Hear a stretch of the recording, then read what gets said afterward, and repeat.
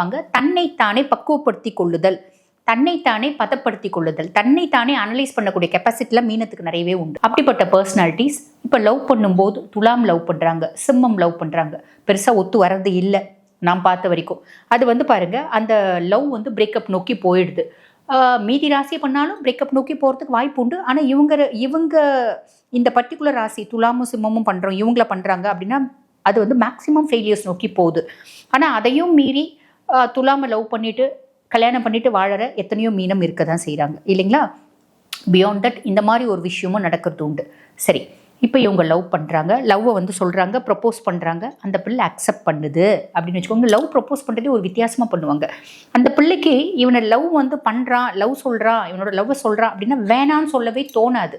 அவளோட பர்த்டே உதாரணத்துக்கு சொல்கிறேன், அவளோட அந்த பொண்ணோட பர்த்டே அன்னைக்கு மிட் நைட் என்ன பண்ணுவாங்க, ஒரு சஸ்பென்ஸாக, ஒரு சர்ப்ரைஸாக, ஒரு சின்ன ஒரு அழகான ஒரு ஹால், இல்லை ஒரு நல்ல ஒரு பெரிய ஹால், இந்த பர்த்டேஸ்லாம் செலிப்ரேட் பண்ணுறாங்களா அந்த மாதிரி ஹாலை புக் பண்ணி ஃப்ரெண்ட்ஸ் எல்லாம் அங்கே வர வச்சு அந்த ஹாலில் ஃபுல்லும் இன்டீரியர் டெக்கரேட் பண்ணி ஃபுல் இருட்டு வச்சு அந்த பிள்ளை உள்ளே நுழைஞ்ச உடனே லைட்டு வெளிச்சம், அதுக்கப்புறம் பாருங்கள் நிறைய ஒரு சர்ப்ரைஸ் இதெல்லாம் கொடுத்து ஒரு பாட்டு போட்டு அதுக்கப்புறம் பார்த்திங்கன்னா ஒரு கேக் வெட்டி எல்லா ஃப்ரெண்ட்ஸும் பயங்கரமாக ஒரு மறக்க முடியாத ஒரு பர்த்டேவாக அதை கொண்டு வருவாங்க.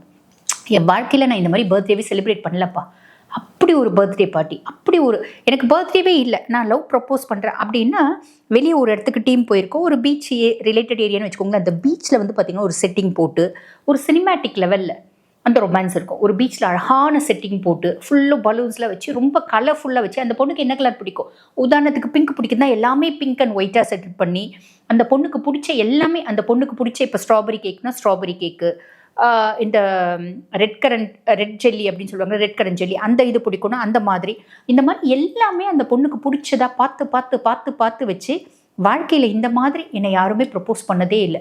ஆல்ரெடி ஒரு பையனை லவ் பண்ணுறேன்னா கூட நான் மறந்துட்டேன் இந்த பையன் பண்ண ப்ரப்போசல் அப்படின்ற மாதிரி ஒரு அமைப்பு. இந்த மாதிரி யாரையும் ப்ரப்போஸ் பண்ண முடியாது. அந்த மாதிரி ஒரு இம்பேக்டை ஏற்படுத்தி லவ்வை சொல்லுவாங்க. அந்த பொண்ணு அக்செப்ட் பண்ணிடுச்சு அப்படின்னா வேலையே முடிஞ்சிடுச்சு. எப்படி அப்படின்னா அந்த க்ஷணத்துலேருந்து அந்த பொண்ணு வாழ்க்கையில் சொர்க்கத்தில் இருக்க மாதிரி ஒரு விஷயத்தை கிரியேட் பண்ணுவாங்க. எப்படி பொதுவாக ஒரு வார்த்தை சொல்லுவாங்களே, இன்னும் கடைசி வாழ்க்கை இன்னும் 5 நாள் தான் இருக்குது. ஒரு பெரிய கேன்சர் பேஷண்ட் இன்னும் 5 நாள் தான் உயிரோடு இருப்பாங்கப்பா, வாழ்க்கையை என்ஜாய் பண்ணுங்க அப்படின்னு டாக்டர் சொல்லிட்டாங்கன்னு வச்சுக்கோயேன். கையில் காசும் நிறைய இருக்குது.